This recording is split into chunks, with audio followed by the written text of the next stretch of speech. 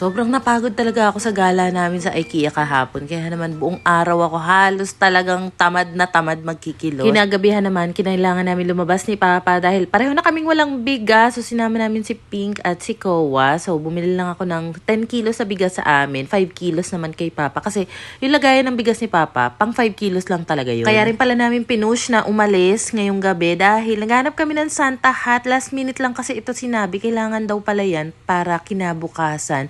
Meron kasing parang variety show presentation kineme sina Pink sa school nila. Inuubo-ubo na rin ako ng mga araw na yan. Kaya naman dumaan ako sa pharmacy para bumili. And tinanong ko lang kung ano yung gamot na pwede sa akin. So ito nga yung nireset. Wala pa pala kaming dinner. Kaya naman dumiretso ako dito ka na Papa. Siya na kasi nagsaing. Tapos bumili na lang kami ng lechon manok doon sa may labasan. Tapos tinitingnan ko nga itong buhok ko. Ilang araw na nga ako hindi makapag-bike, makazumba dahil ayoko nga mapagpawisan. Dahil bawal daw muna itong basain after ko nga magpakulay at the same time keratin, cysteine, kinemberlu. So, hindi namin pareho nagustuhan ni Papa yung naging resulta kasi yung light color, andito lang sa may roots area, hindi siya dumiretso pababa. Naka 3.5 ako niya, nanghihinayang ako dahil mabigat na rin sa akin. Yung gusto ko nga sana magpaganda ng buhok medyo tsumaka naman ang itsura. So, eto nga pala, nagtimpla si Papa ng juice dito sa bago niyang Hindi pa pala niya natanggal yung sticker, nahugasan niya at lahat-lahat. Hindi pa talaga tinanggal yung sticker ng IKEA. So, andito kami mag-iinay, naantay lang maluto yung sinaing ni Papa para makakain na nga kami ng dinner. Si Pinggoy kasi tulog na tulog pa sa bahay kaya hindi na rin namin siya inistorbo. Ito nga pala yung sapi ni Papa sa sofa. Nilabhan niya daw, ang ginamit niya yung mini washing machine na binigay ko sa kanya noon. Working pa yun in fairness. So ayan, pinapatuyo niya lang dyan.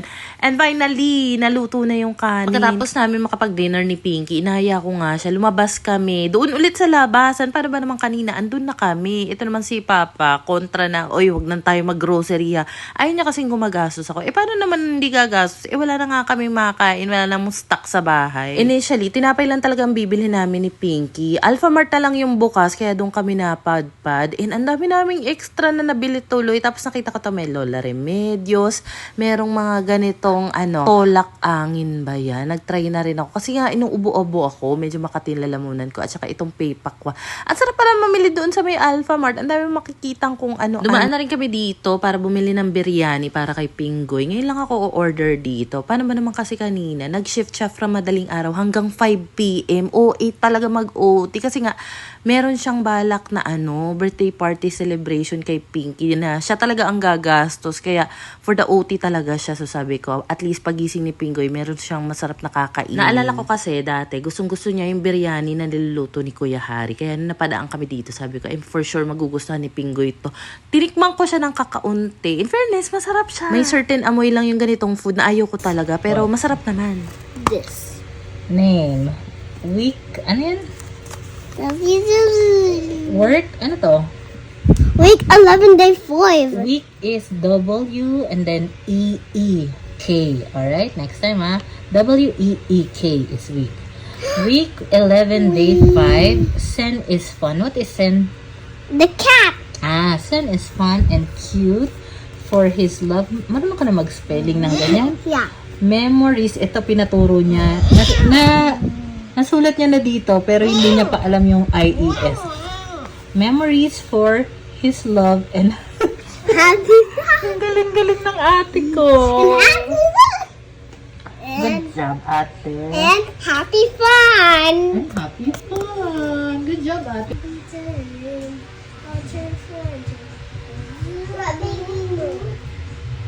Strawberry moon? Blueberry. Mommy, gusto ko blueberry. Usual. Usual. I'll do this, and then you say hi. Aisha. Hi. Aisha. Hi.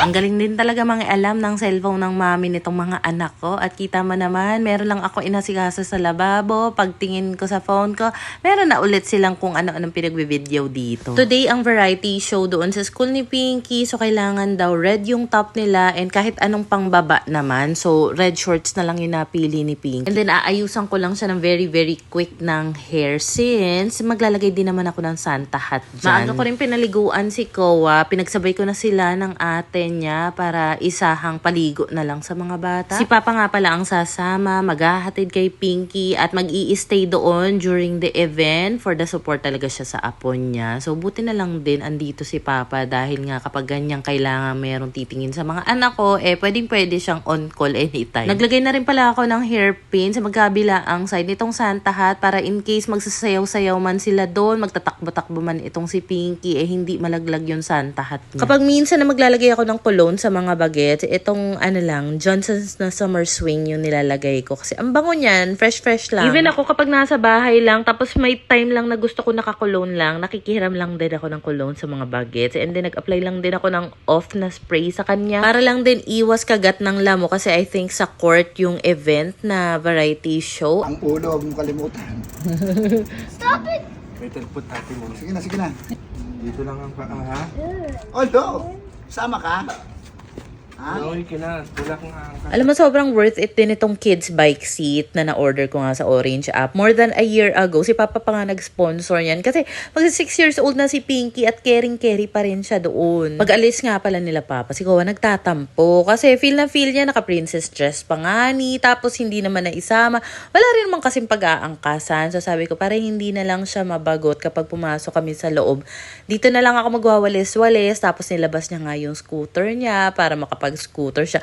Ang tawag niya nga dyan, kapag nagaganyan siya, skate. Like, Mom, I wanna skate outside. Kapag nagwawalis ako dito sa may labas namin, even dito sa may gilid ng kapitbahay, hindi yan front ng kapitbahay namin gilid lang nila yun. Winawalisan ko na rin kasi doon lang din naman nakapark yung aming sirang motor. Hinahayaan lang naman nila kaming magpark doon ng motor. So, thank you po. Naisipan kong magtanggal ng mga damo-damo dito sa harap ng gate nga namin. And naalala ko, meron kasi akong na-request na ganito. Nagagamit naman talaga namin siya, lalo na kapag ganito nga na medyo malago na yung mga damo-damo dito. And alam mo ba, kasi nagpa-video ako kay Pinggoy, tsaka ko lang talaga na-realize na nung napanood ko yung video na to, na hala, ang pangit pala talaga ng kulay ng buhok. Initially kasi, parang nagbago na yung isip ko na hindi ko na ipapabalik doon sa salon, yung pinagawa ko ng buhok. Pero nung napanood ko yung video na to, sabi ko, oh my God, hindi pwedeng ganito, ibabalik ko talaga doon. Tinulungan na nga pala ako dito ni Pinggoy kasi mali-mali naman daw yung paraan ng pagtatanggal ko. Dapat daw kasi ganito muna, parang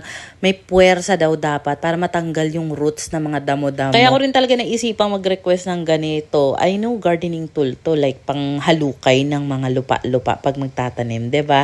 Pwede rin kasi makabunot yan ng mga ligaw na damo tulad na lang nito. Yun nga lang, ewan ko, hindi naman to nababasa pero nangalawang siya. Or baka mali ako ng pag-i-store nito kasi medyo matala siya. So ang ginagawa ko, pinaplastic ko siya or nilalagay ko siya sa parang ziplock. Tapos, tinatabi ko siya somewhere na hindi accessible sa mga bata. So anyway, kahit na medyo makalawang na nga yung maliit na tool, okay pa naman siya, matalas naman talaga siya.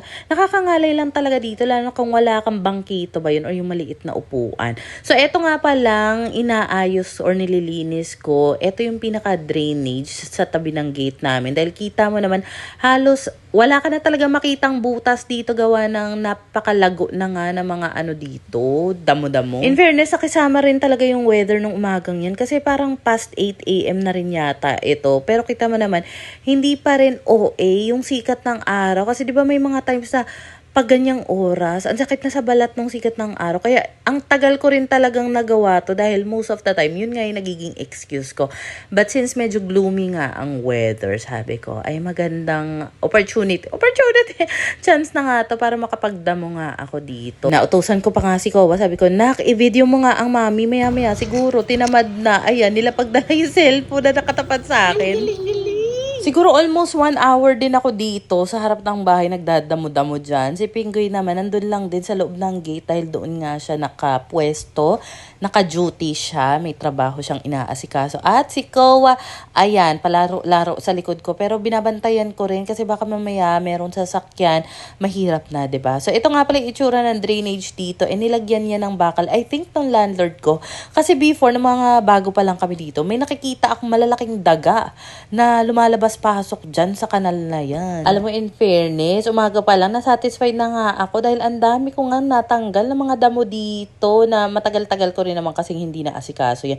Pero sa totoo lang, napabili siguro sana kung kinamay ko na lang yung pagtatanggal ng damo. Kaso, natakot naman ako na baka mamaya yung mahawakan ko, mga tai-tai na pala ng mga asong pagala-gala. Pagkapasok nga namin ni Kowa, si Pinggoy magsasaing na pala. Nakala niya talaga wala pa rin kaming bigas, bibili na sana siya. Sabi ko, hindi, nakabili na kami kagabi. So, ayan na nga, pinalagay ko na sa bago naming lagayan ng bigas from Joy Boss. So, akala ko talaga itong lagayan na na-request ko for 24 kilos. Kasi yun yung nakalagay. Yung pala, 24 pounds or something. Itong 10 kilos, as you can see, sobrang siya, medyo puno na. May kasama tong takalan. So, kapag pinilit yung 10 kilos dito, hindi mo maisasara ng ayos to. So, just to be safe, pang 9 kilos lang yung ganun. If bet nyo ng ganung rice bucket or rice storage, yung link nasa baba or comment section. So, gagawin ko na lang din muna ng content itong lagayan ng bigas. Pero, ibibigay ko rin kasi ito sa kuya ko para meron silang, mas bagong lagayan ng bigas. Kinabukasan naman, last day na sa school ni Pinky dahil Christmas vacation na. May Christmas party sila, so nag-ready ako ng gift dito para sa teacher ni Pinky.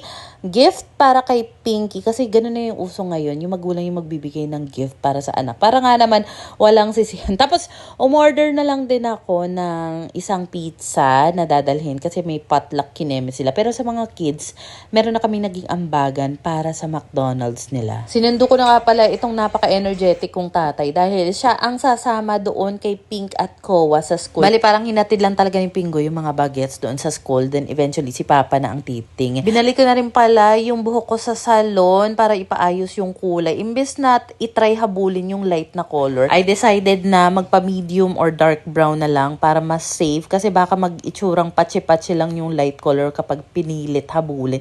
Tapos pag uwi ko, nandito na nga yung mga bata sa bahay. Tapos may mga dala silang random gifts, mga candy. Sobrang nag-enjoy sila. And finally, dumating na rin pala itong inaantay namin. Mga 2 araw na kasi simula nung in-order ko tong regalo kay Pinggoy.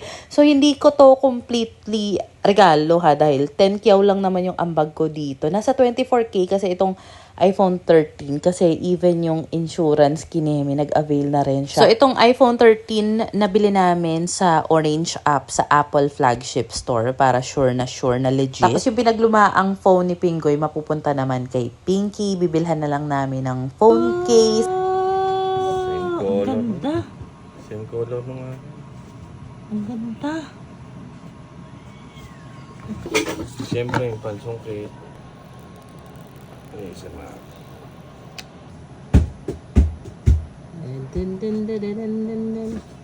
Gyabang to, kaya pala di makatulog to. In-orderan ko na rin siya ng similar na phone case na ginagamit ko. Ibang color nga lang. Kasi even kahit malaglag talaga yung phone ko, all goods pa rin. Ayun lang muna for today's video.